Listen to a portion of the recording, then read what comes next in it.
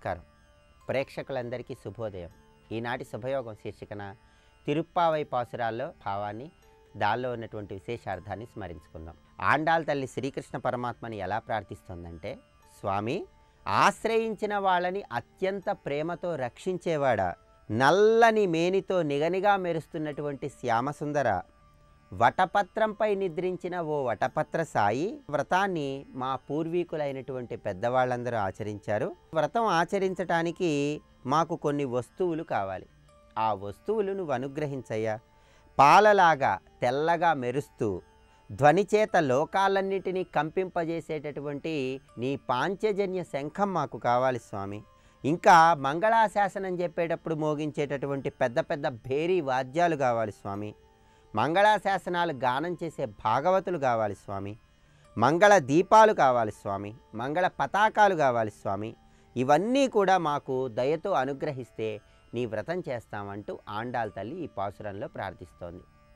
మరి ఈ పాసురంలో ఉన్నటువంటి విశేషార్థం ఏంటి అనే విషయాన్ని మనం పరిశీలిస్తే, విశేషార్థాన్ని మనం జాగ్రత్తగా గమనిస్తే, ఆండాళ్ తల్లి శ్రీకృష్ణ పరమాత్మ దగ్గర ఉన్నటువంటి వస్తువులన్నీ కూడా మాకు కావాలి అంటూ ఈ పాసురంలో ప్రార్థిస్తోంది. అంటే కృష్ణ పరమాత్మకు సంబంధించిన వస్తువులన్నీ తన దగ్గర ఉంటే కృష్ణుడి సామీప్య స్థితిని పొందినట్లే కదా. భగవంతుడి సామీప్య స్థితిని పరిపూర్ణంగా పొందాలంటే భగవత్ సంబంధమైనటువంటి వస్తువులన్నీ మన దగ్గర ఉండాలి. అలా ఉన్నప్పుడు స్వామివారి సామీప్య స్థితిని పొందవచ్చనే అద్భుతమైన సందేశాన్ని ఈ పాసురంలో మనందరికీ తెలియజేస్తోంది. సహజంగా అందరూ కూడా ఎంతో అదృష్టం ఉంటేనే భగవంతుడి అనుగ్రహం కలుగుతుందని భావిస్తూ ఉంటారు. కానీ భగవంతుడు ఏం కోరుకుంటాడో తెలుసా?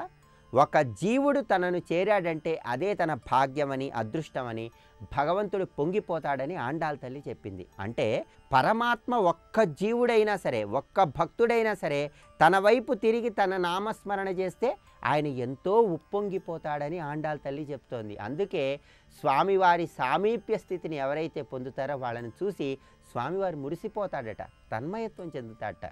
ఆ విషయాన్ని ఆండాళ్ తల్లి తెలియజేస్తూ, స్వామి నీ పాంచజన్యాన్ని పోలినటువంటి అనేక శంఖాలు కావాలి స్వామి అని అడుగుతోంది. అవన్నీ ఎక్కడ లభిస్తాయి? స్వామివారి శంఖమే ఇవ్వాలి. అలాగే స్వామి పెద్ద మధ్య భాగం కలిగినటువంటి పరై అనే వాయిద్యం కావాలి స్వామి అని అడుగుతోంది. ఆ పరై వాయిద్యం కూడా స్వామి దగ్గరే ఉంటుంది, ఎక్కడా లభించదు. అలాగే స్వామి నీ ధ్వజం లాంటి ధ్వజమే మాకు కావాలి స్వామి. అలాగే మేము ధరించినటువంటి అలంకారాలు మంచులో పడి చిరిగిపోకుండా పైన కప్పు లాంటి వెన్నెల కావాలి స్వామి అని ప్రార్థిస్తోంది. అలాగే స్వామి నీ మీద వాన పడేటప్పుడు ఆ వాన నీకు చేరకుండా, ఆ వాన నిన్ను తాకకుండా పైన ఆదిశేషుడు ఉంటాడు కదా, ఆదిశేషుడు గొడుగులాగా కాపలా కాస్తూ ఉంటాడు కదా, ఆ ఆదిశేషుడు లాంటి ఆదిశేషుడే మాకు కూడా కావాలి స్వామి అంటూ ప్రార్థిస్తోంది. అంటే ఆండాళ్ తల్లి ఈ పాసురంలో ఏం ప్రార్థిస్తోంది? భగవంతుడితో సమానమైనటువంటి రూపాన్ని కావాలని ప్రార్థిస్తోందని మనం అర్థం చేసుకోవాలి. అంటే భగవత్ సంబంధమైన వస్తువులు, భగవంతుడితో సమానమైన రూపము కోరుకుంటే స్వయంగా భగవంతుడే దిగొస్తాడు. కాబట్టి ఆ భగవంతుడిని మనం చేరొచ్చని ఆండాళ్ తల్లి సందేశం ఇస్తుంది. కానీ స్వామివారు మాత్రం సాధ్యం కాదన్నాడు. సాధ్యం కాదన్నప్పటికీ స్వామి లోకాలన్నీ మింగేసి ఒక వటపత్రంలో పడుకొని మళ్ళీ లోకాలన్నీ ఎట్లా పుట్టించావు? అంత చిన్న బాలుడిలా ఉండి కూడా లోకాలన్నీ సృష్టించావు కదా, నీకు సాధ్యం కాందేముంది? నీ దగ్గర ఉన్న వస్తువులన్నీ మాకు ఇచ్చేసేయి స్వామి, నీ సామీప్య స్థితిని మాకు ఇవ్వు స్వామి, అప్పుడు నువ్వే మా దగ్గరకు వస్తావంటూ ఆండాళ్ తల్లి కీర్తిస్తోంది. నమస్కారం. హిరణ్యవర్ణాం హరిణీం సువర్ణరజతస్రజాం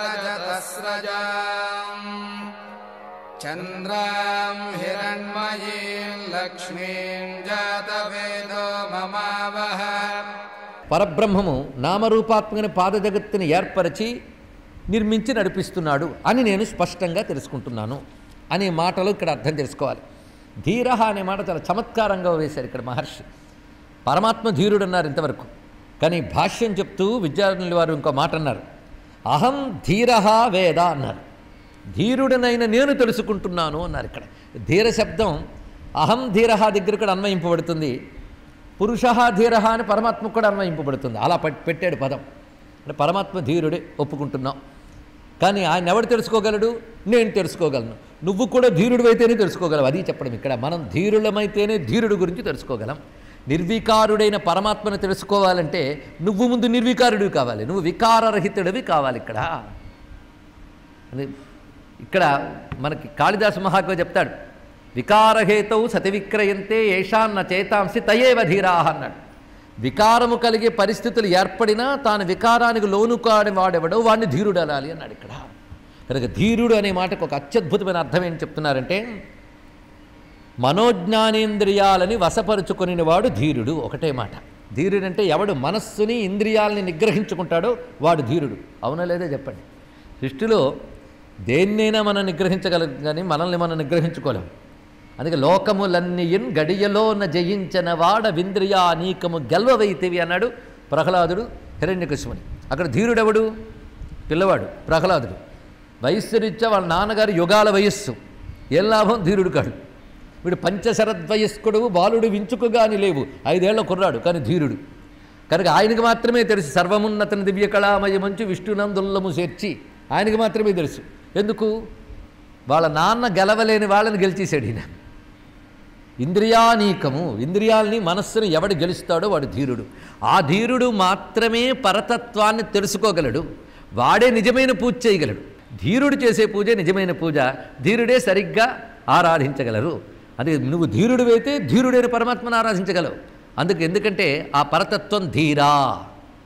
ధీరా ఆయన పరతత్వాన్ని అర్చించగలిగే వాళ్ళెవరు? ధీర సమర్చిత. ధీరా ధీర సమర్చిత. సరిగ్గా మళ్ళీ లలితలాగే ఉంది కదా. ఆ ధీర ధీర సమర్చిత అనే మాట ఎలాగో ఇక్కడ ధీర నామాని కృత్వ అనేది పరమాత్మపరంగా ధీరుడు. ఆయన్ని ధీర అహం వేద, ధీరుడు నేను తెలుసుకోగలుగుతున్నాను. కానీ ఇంద్రియ నిగ్రహం లేనివాడు భగవంతుడిని తెలుసుకోలేడు. ఇది బాగా తెలుసుకోవాల్సినది. ఇక్కడ మనకు సరిగ్గా ఉపనిషత్ మాత్రం కనబడుతుంది. కశ్చిత్ ధీర ప్రత్యగాత్మానమైక్షిత్ ఆవృత్త చక్షు అమృతత్వమిచ్చన్. అక్కడ చెప్పాడు మంత్రం. ఆవృత్త చక్షు.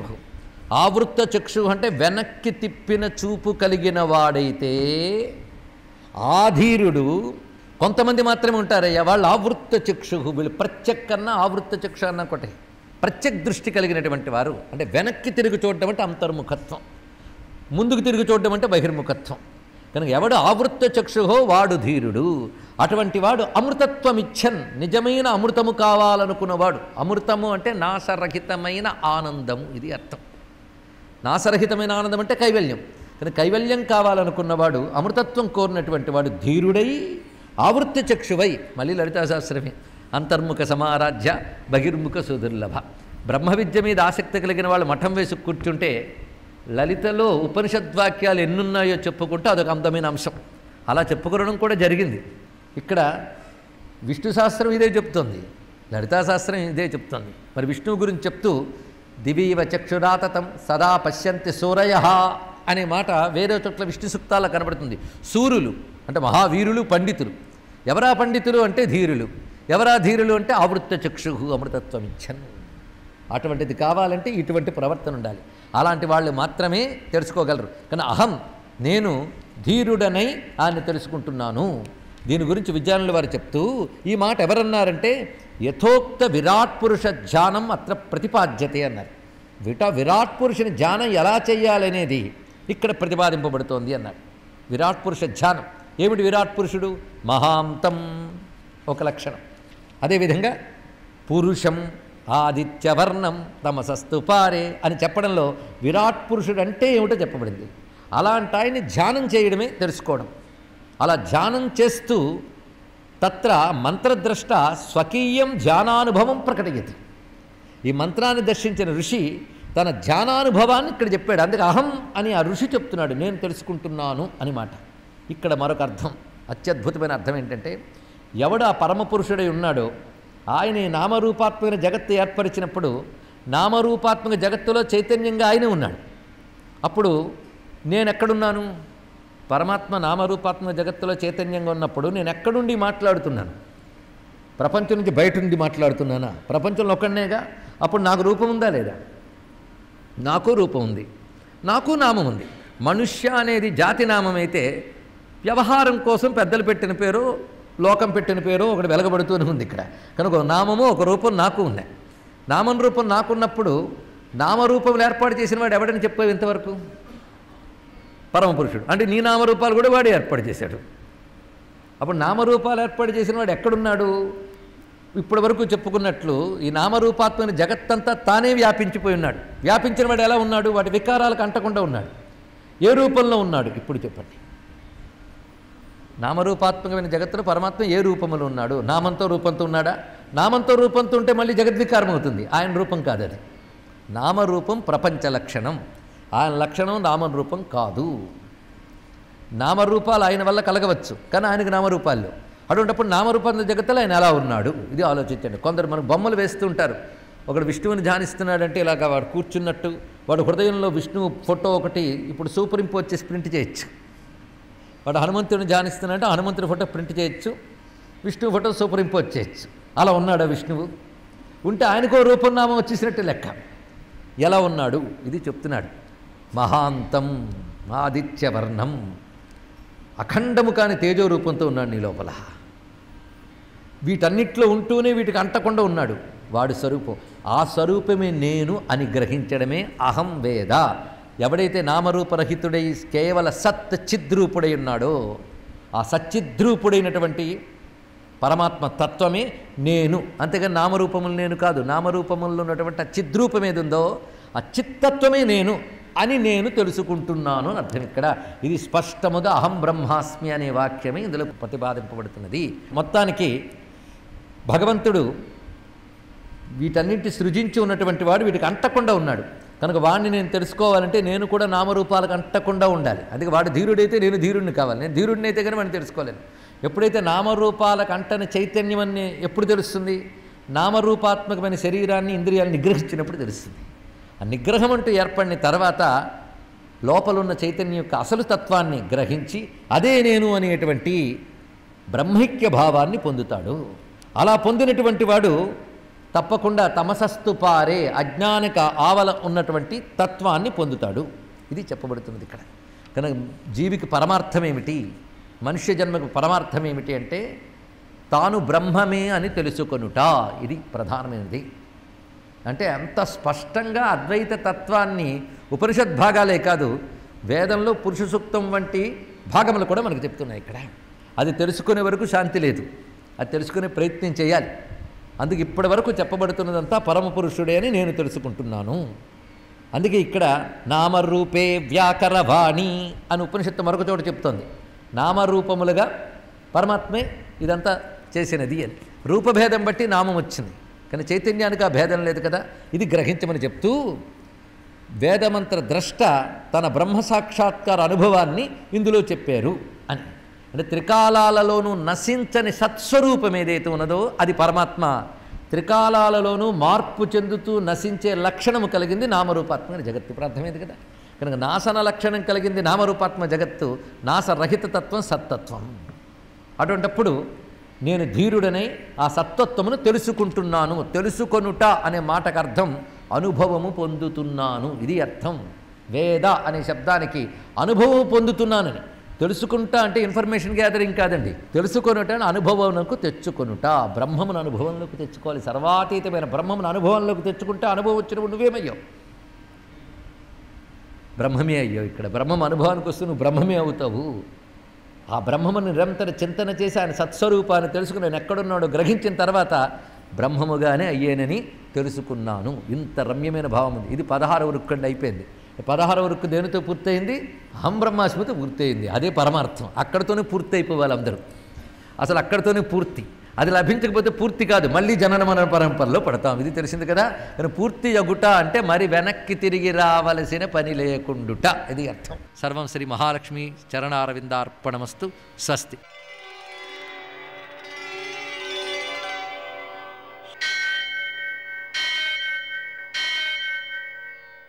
సహస్రశీరుషం దేవం విశ్వాక్షం విశ్వశంభువం విశ్వం నారాయణం దేవమక్షరం పరమం పదం విశ్వతః పరమాం నిత్యం విశ్వం నారాయణగుం హరిం విశ్వమేవేదం పురుషస్తద్విశ్వముపజీవతి పతిం విశ్వస్యాత్మేశ్వరగుం శాశ్వతగుం శివమచ్యుతం నారాయణం మహాజ్ఞేయం విశ్వాత్మానం పరాయణం. సూర్యశౌర్యమథేందురింద్రపదవీ సన్మంగళం మంగళం. నమస్తే భగవన్ దేవ దత్తాత్రేయ జగత్ప్రభో సర్వబాధా ప్రశమనం కురు శాంతిం ప్రయచ్చమే. నేటి కాలమాన విశేషాలను గమనిద్దాం. స్వస్తి శ్రీ చాంద్రమాన విలంబనామ సంవత్సరం, ఉత్తరాయణం, కొన్ని పంచాంగాల్లో దక్షిణాయనం, హేమంత ఋతువు, పుష్యమాసం, శుక్లపక్షం, గురువారం. సూర్యోదయం 6:52 సూర్యాస్తమయం 5:54. తిథి సవితి సాయంకాలం 5:20 వరకు. నక్షత్రం శతభిషం తెల్లవారుజామున 5:53 వరకు. వర్జం ఉదయం 10:56 నుంచి 12:44 వరకు. దుర్ముహూర్తం ఉదయం 10:33 నుంచి 11:17 వరకు. మరల మధ్యాహ్నం 2:57 నుంచి 3:42 వరకు. అమృతకాలం రాత్రి 9:45 నుంచి 11:34 వరకు. రాహుకాలం గురువారం కాబట్టి మధ్యాహ్నం 1 నుంచి 3 గంటల వరకు. అష్టకవర్గ రీత్యా శుభప్రదమైన సమయం ఉదయం 8:30 నేటి విశేషం గురువారం.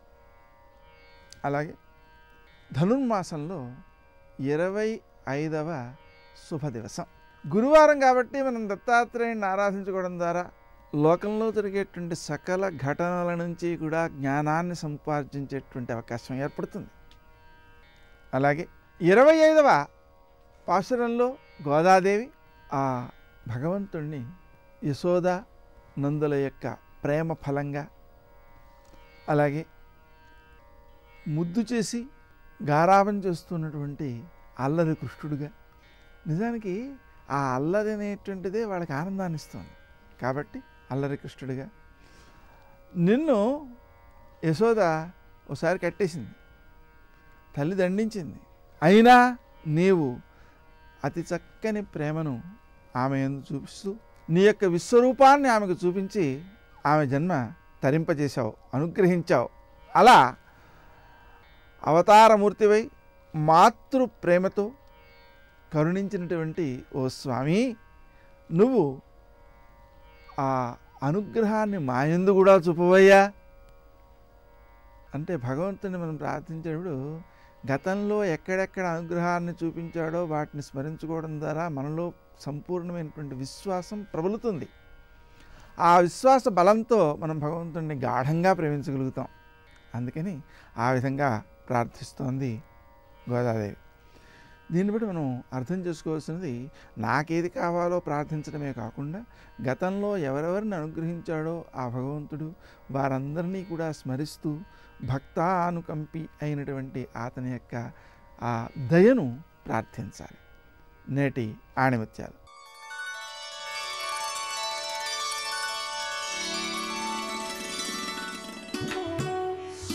అవకాశాలు ఒకరు ఇచ్చేవి కావు, మనమే వాటికై కృషి చేయాలి.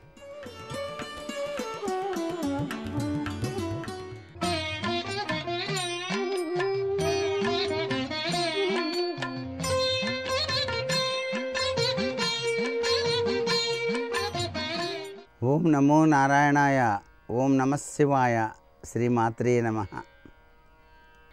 ఆండాళమ్మ తల్లి కృష్ణ పరమాత్మను గురించి వర్ణిస్తూ, కస్తూరీ తిలకం లలాట పలకే వక్షస్థలే కౌస్తుభం నాసాగ్రే నవమౌక్తికం కరతలే వేణుముఖరే కంకణం సర్వాంగే హరిచందనంచ కలయన్ కృష్ణే చ ముక్తావళిం గోపశ్రీ పరివేష్టితో విచేతే గోపాల చూడామణి అంటూ కూడాను స్వామిని కీర్తనించింది. ఆ కస్తూరి తిలకధారణ వెనకాల దాగిన పరమార్థ లక్షణం అద్వితీయమైనది. అందుకే ఆయన ఆ తిలకధారణ వలన ఆకర్షణీయమైనటువంటి శక్తిని కలిగి ఉన్నాడు. కౌస్తుభహారం, చాలా చక్కటి హారాన్ని ఆయన వక్షస్థలం మీద వేసుకున్నాడు. ఆ హారానికి ఉన్నటువంటి అద్వితీయమైనటువంటి కళాత్మకమైనటువంటి ప్రభావం భక్తిభావన స్ఫూర్తితో పాటు ఆకర్షణీయమైనటువంటి తత్వాన్ని, ఆయనకు మించిన అందగాడు ఈ సృష్టిలో మరొకరు లేరు అని చెప్పటమే దీనిలో దాగిన పరమార్థ లక్షణం. అందుకనే ఇక్కడ మనం గుర్తుపెట్టుకోవాల్సింది అన్నమయ్య.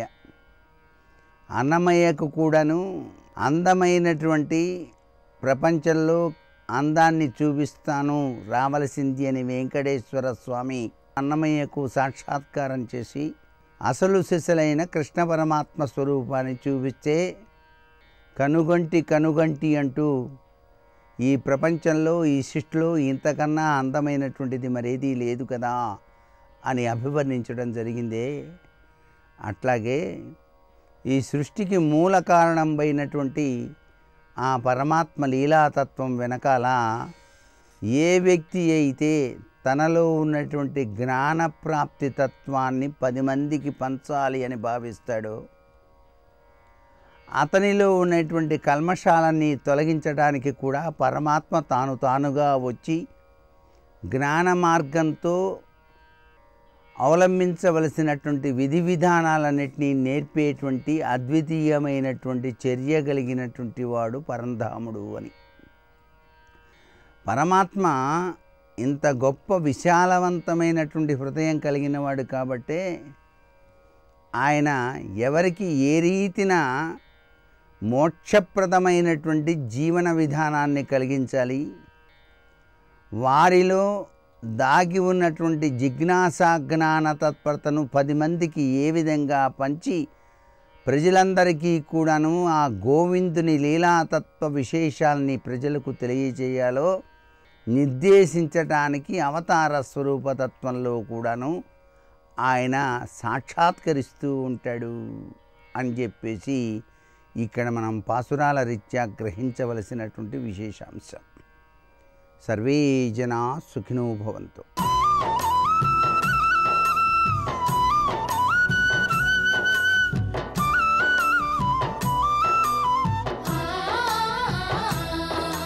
అరుణాచలంలో ఉండేటటువంటి శివలింగము భౌతికమైనటువంటి అగ్నికి ప్రతీక, జ్ఞానాగ్నికి ప్రతీక. ఆ శివలింగం ఎలా వచ్చింది అని అడిగారు. ఆ శివలింగం ఎలా వచ్చింది, ఎందుకు వచ్చింది అన్న దాని మీద చాలా విశేషమైనటువంటి వ్యాఖ్యానం చేశారు. ఒకానొకప్పుడు బ్రహ్మ విష్ణువులిద్దరికీ కూడా కలహం ఏర్పడింది. దేనికి కలహం అంటే ఎవరు ఎవరికన్నా గొప్పవారు అన్న విషయం మీద. ఎవరు ఎవరికన్నా గొప్పవారు అంటే ఎవరు ఏ పని చేస్తూ ఉంటారు అన్నది చూడవలసి ఉంటుంది కదా. సృష్టికర్త బ్రహ్మగారు, స్థితికర్త శ్రీ మహావిష్ణువు. ఈ సమస్త భూతములు నేను సృజిస్తే కదూ వాటిని నిలబెట్టడం అన్నది, వాటిని పోషించడం అన్నది. అసలు నేను సృజించకపోతే ఇంకా నిలబెట్టడం అన్న మాట ఎక్కడ వస్తుంది? నువ్వు సృజిస్తే నిలబెట్టకపోతే ఆ సృష్టికి అందం ఎక్కడ ఉంటుంది? కాబట్టి వాళ్ళిద్దరి మధ్య వాదోపవాదాలు పెరిగాయి. అయితే ఇక్కడ ఒక అనుమానం వస్తుంది. వేదములను 4 ముఖములతో చెప్పగలిగిన వాడు సరస్వతీదేవి యొక్క భర్త, ఇంతటి సృష్టికర్త, లోకానికి పితామహుడు, మహానుభావుడైనటువంటి బ్రహ్మగారికి ఇలాంటి అజ్ఞానం పట్టుకుని లోకాలన్నింటినీ దక్షతతో నిర్వహించగలిగినటువంటి వాడు, స్థితికారుడు, ఎందరో రాక్షసులను దునుమాడినవాడు, దశావతారములను స్వీకరించగలిగినవాడు. అటువంటి శ్రీ మహావిష్ణువు ఇటువంటి అజ్ఞానానికి వశుడై వాళ్ళు కూడా అహంకారంతో అలా కలహించుకుంటే ఇంకా వారు ఒక్కొక్కసారి అలా బుద్ధి పతనమవుతుంది అని అనవలసి వస్తే అంతటి పూజనీయమైన స్థానములను ఎలా అలంకరిస్తారనేటటువంటి ప్రశ్న ఒకటి ఉత్పన్నమవుతుంది. కానీ మీరు ఒక్క విషయాన్ని బాగా గమనించవలసి ఉంటుంది. మాయా అని ఒక మాట ఉంటుంది. ఆ మాయకి అందరూ వశులవుతారు. శివమాయా మోహితులైన నాడు బ్రహ్మగారు విష్ణువు కూడా శివమాయకు వశులైతే వారి యొక్క బుద్ధి యందు కూడా ఒక మేఘం కమ్మినట్టుగా కమ్ముతుంది. అంతేకాని అది శాశ్వతమైనటువంటి వైక్లభ్యము కాదు. ఆ శివమాయా మోహితులయ్యారు వాళ్ళు. ఆ శివమాయా మోహితులయ్యారన్న మాటని శివమహాపురాణంలో వ్యాసుడు ఇన్ని మార్లో ప్రయోగిస్తాడు. కాబట్టి వారి మధ్య అహంకార భేదం వచ్చింది, కలహం ఉత్పన్నమైంది, ఇద్దరూ దెబ్బలాడుకుంటున్నారు. ఇప్పుడు అసలు వాళ్ళు ఏ మాయ చేత అలా అయిపోయారో ఆ మాయాస్వరూపము వాళ్ళకి ద్యోతకము కావాలని పరమశివుడు ఒక పెద్ద జ్యోతి స్తంభంగా వెలిశాడు వాళ్ళ మధ్యలో. అది కంటితో చూస్తే పై వరకు వెలుగుతోంది, కిందకి చూస్తే భూమి లోపల ఎక్కడుందో తెలియదు. ఒక పెద్ద పెద్ద స్తంభం. ఆ స్తంభం ఏమిటి? ఏదో లోహంతో చేసిన స్తంభం కాదు, అది జ్యోతిస్వరూపం. అందుకే జ్యోతిర్లింగము అన్న మాట వచ్చింది.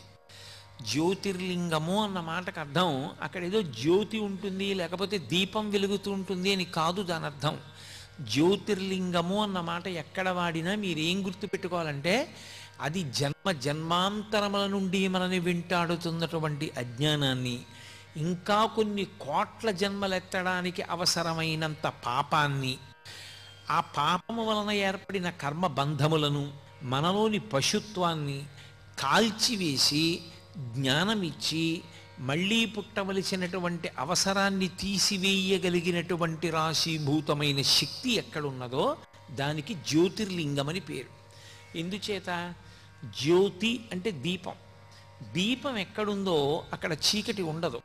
చీకటి లేకపోతే ఉన్న వస్తువు ఉన్నట్లుగా కనపడుతుంది. ఆ సత్య వస్తువు మనకి తెలియాలంటే దీపం ఒక్కటే సాధనం. ఆ దీపం లేని నాడు ఉన్న వస్తువు ఉన్నట్టు తెలియదు. ఉన్న వస్తువు ఉన్నట్టు తెలియకపోతే వచ్చే పెద్ద ప్రమాదం ఏమి అంటే వెంటనే భయం పట్టుకుంటుంది. అది ఏ వస్తువో తెలియదు కాబట్టి భయం. ఎక్కడికన్నా వెళ్ళాలంటే భయం. అందరికీ చీకటిగా ఉంటే భయం. చీకటి అంటే భయం అండి అంటారు. కారణం ఏమిటంటే చీకట్లో ఉన్న వస్తువు తెలియదు. చీకటి పోవాలంటే ఒక దీపం వెలిగితే చాలు, భయం పోతుంది.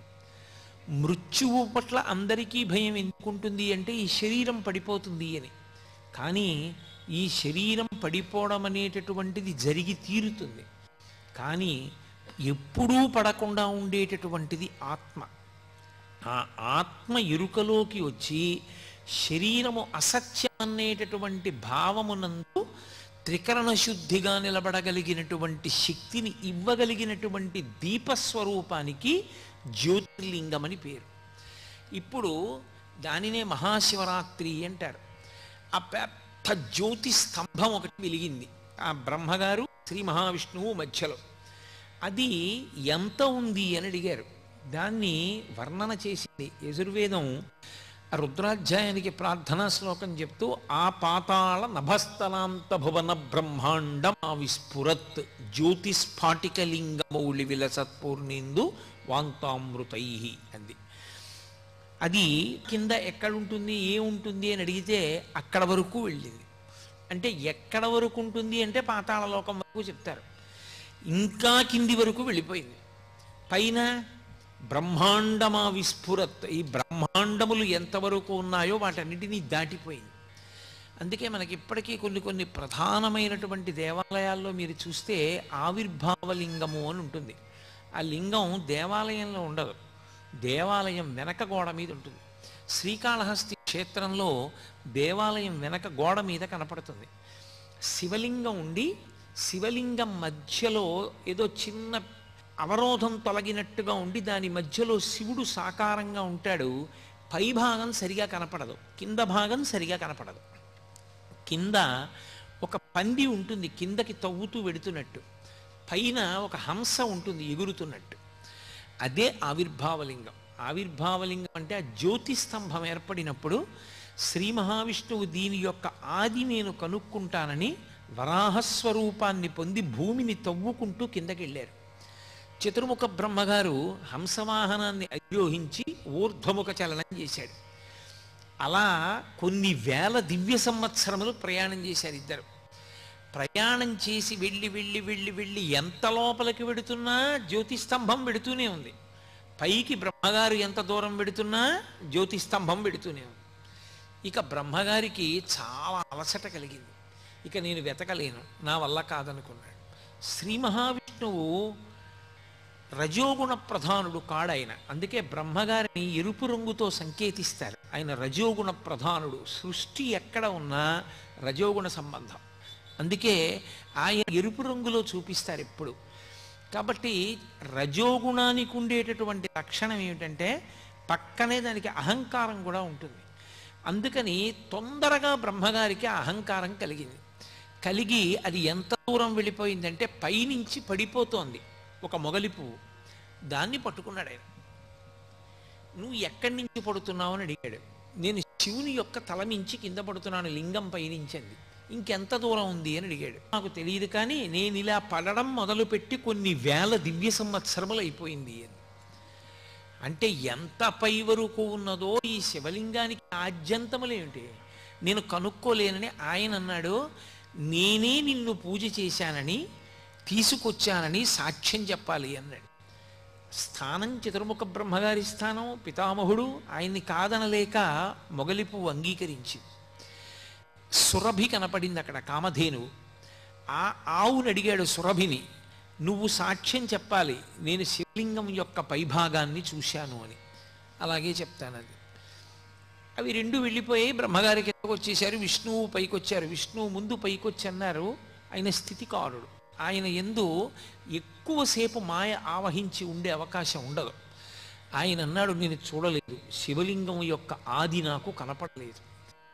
ఎంత లోపలికి తవ్వుకుంటూ వెళ్ళినా శివలింగం యొక్క మొదలు ఇంకా కిందకి వెడుతూనే ఉంది, కాబట్టి దాని ఆది నాకు తెలియలేదు, అది ఆద్యంతములు లేని స్వరూపం అన్నాడు. పరబ్రహ్మమునకు ఆద్యంతములు ఎక్కడుంటాయి? ఉండవు. కాబట్టి విష్ణువు ఆ విషయం చెప్పారు. బ్రహ్మగారు అన్నాడు, నేను చూశాను, ఆ పైన ఆది ప్రారంభం ఎక్కడుందో, పైన ఆరంభం అంటే అంతం, దాన్ని నేను చూసి వచ్చానన్నాడు. ఎలా చూశామని ఎలా నమ్మడం అన్నారు. వెంటనే కేతకీ పుష్పాన్ని పిలిచి సురభిని పిలిచి నేను చూశానా లేదా అన్నాడు. ఆయన మీద భయంతో వాళ్ళిద్దరూ అంగీకరించారు. గోవు పృష్ఠభాగంతో అసత్యం, చూడలేదని తోకోపింది, ముఖంతో చూశారని తలోపింది. అందుకే ముఖానికి పూజ లేదు ఆవుకి, పృష్ఠభాగానికే పూజ. కాబట్టి అప్పుడు ఆ సురభి ఈ కేతకీ పుష్పం రెండు సాక్ష్యం చెప్పాయి. కూట సాక్ష్యం అంటే అబద్ధపు సాక్ష్యం చెప్పావు కాబట్టి మొగలి పువ్వు స్త్రీలు అలంకరించుకోవడానికే తప్ప పరమేశ్వరారాధనమునందు ఉపయోగము ఉండదు. అలాగే ఆవు ముఖంతో అబద్ధం చెప్పి పృష్ఠభాగంతో నిజం చెప్పింది కనుక పృష్ఠభాగము లక్ష్మీస్థానమై ముఖస్థానము చేత దానికి పూజ లేదు. సర్వం శ్రీ ఉమామహేశ్వర పరబ్రహ్మార్పణమస్తు. స్వస్తి.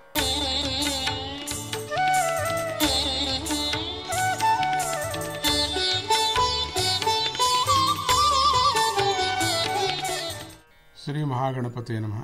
శ్రీ సరస్వతీ నమః. శ్రీపాదవల్లభ నృసింహ సరస్వతి. శ్రీ గురు దత్తాత్రేయాయ నమః. శంకర భగవత్పాదులు విరచిత ప్రశ్నోత్తర రత్నమాల గురించి కొంచెం మనం మాట్లాడుకుందాం.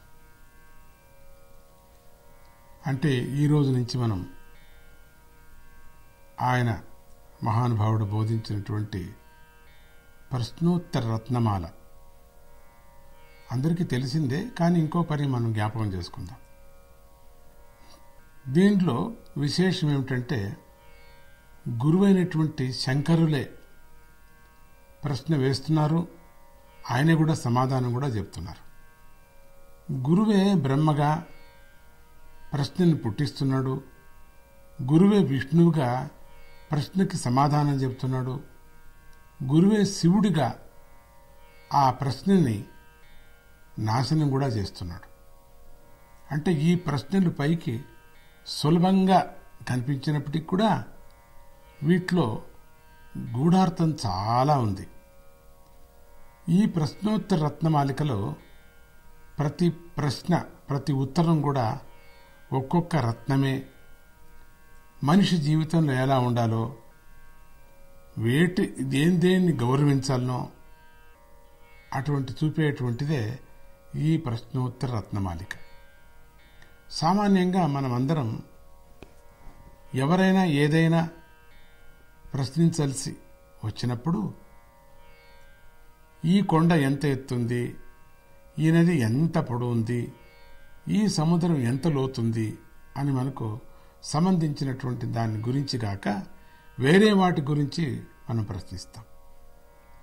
ఆ విషయాలు తెలిసిన గురువులు, పెద్దలు కూడా వాటికే కూడా జవాబిస్తూ ఉంటారు.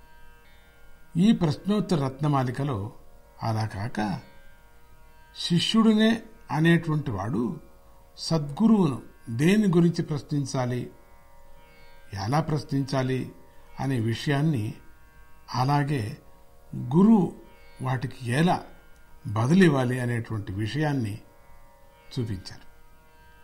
మానవ జీవితం చాలా దుర్లభం. ఇందులో మనం సాధించగలిగినవి ఎన్నో ఉన్నాయి. ఈ మానవ జీవితం ముఖ్యంగా మోక్షాన్ని ఇవ్వటానికి బాగా పనికొస్తుంది. మానవుడు సాధిస్తే, నడవవలసిన మార్గంలో నడిస్తే మోక్షాన్ని సాధించి తీరుతాడు. ఎలా నడుచుకోవాలనేటువంటిది మనిషికి ఎట్లా తెలుస్తుంది? ఇదిగో ఇలాంటి సద్గ్రంథాలతో దాన్ని తెలుసుకోవాలి. మామూలుగా పాఠం చెప్పుకుంటూ పోవటం కాదు. ఇక్కడ శిష్యుడికి ప్రశ్నలు పుట్టేటట్టు పాఠం చెప్తే అది త్వరగా శిష్యుడికి వంటపడుతుంది.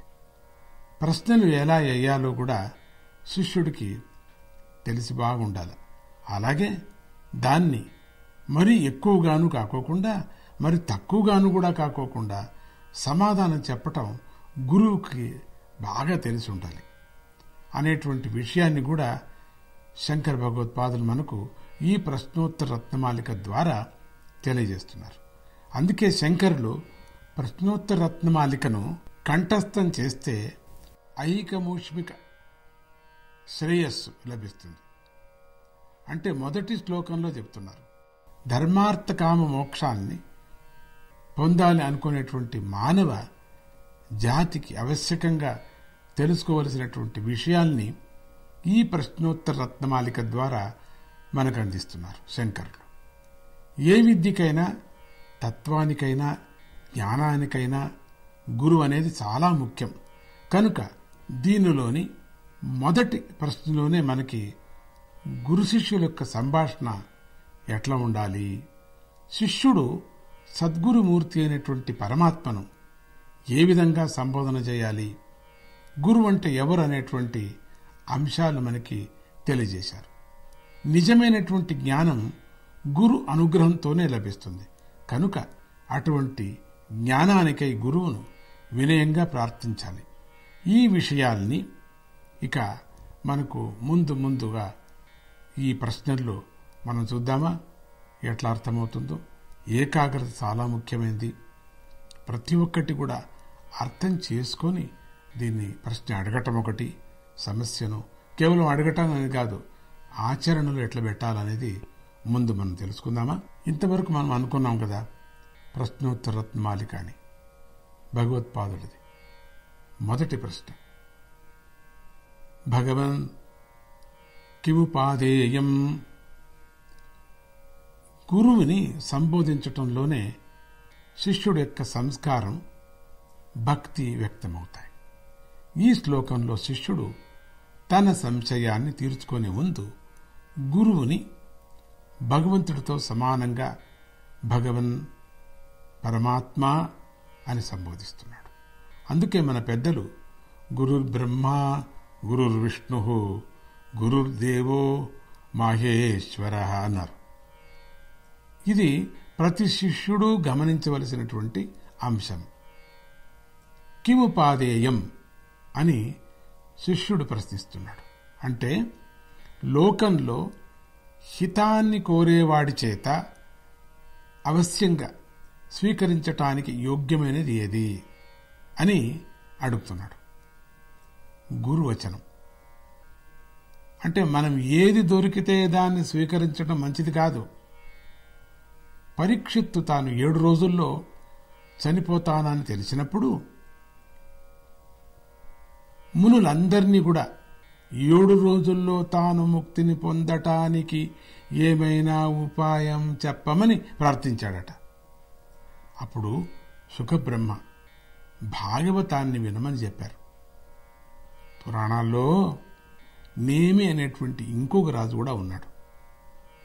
అతడు 7 క్షణాల్లో చనిపోతాడని తెలిసినప్పుడు నారదుణ్ణి ఆ 7 క్షణాల్లో ఏమి చెయ్యను అని అడుగుతాడు. అప్పుడు నారదుడు శ్రీ హరే కృష్ణ గోవింద అని దేవుణ్ణి స్మరించమని చెప్తాడు.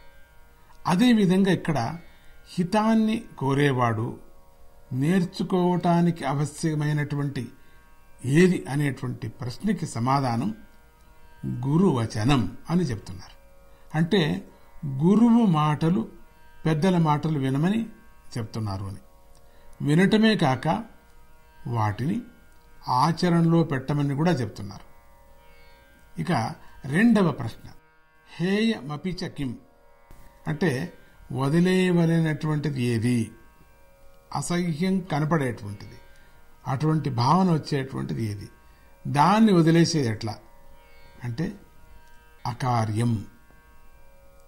అంటే ప్రపంచంలో అన్నీ సమానమే, అసహ్యించుకునేది ఏది లేదు అనేవాళ్ళు కదా అందరూ కూడా. కానీ ఇక్కడ అసహ్యించుకునేది ఏది అని అడుగుతున్నారు. దీని గురువు అకార్యం అని సమాధానం చెప్తున్నారు. అకార్యం అంటే వేదశాస్త్రాలు, ధర్మాలు వేటిని హీన కర్మల్ని ఖండించాయో, నిషేధించాయో ఆ పనుల్ని చెయ్యటం. అంటే కలవరింపులో కూడా ఇటువంటి పనుల్ని చేయాలనుకోకూడదని, అంతేగాక ఇతరులు ఎవరైనా ఇటువంటి నిషిద్ధ కర్మల్ని చేస్తుంటే మాకెందుకులేండి అనుకోకుండా ఖండించాలి. చాలామంది ఇతరులు చెప్పినదంతా విని దాన్ని ఇంకొకరికి చెప్పి దాన్ని గురించి చర్చలు చేసి రగడ చేసి చివరిలో మనకెందుకులేండి వాళ్ళ కర్మలేండి అంటారు. అలా అనుకుంటే మొదటే అటువంటి విషయాల గురించి వినకూడదు, మాట్లాడకూడదు. వేదశాస్త్రాలు నిషేధించిన కర్మల్ని చాలా వరకు మనకు వేదశాస్త్రాలే మనకు ప్రమాణము అని చెప్పారు. మామూలుగా వేదశాస్త్రాల్లో చెప్పినటువంటి ఆధారం, మనకు జీవనానికి ఆధారం, మానవ జన్మకు ఆధారమైనటువంటిది వేదశాస్త్రాలు. దాని గురించి ఇంకా ఎక్కువ మనం చెప్పుకుందామా? జై గురుదత్త, శ్రీ గురుదత్త.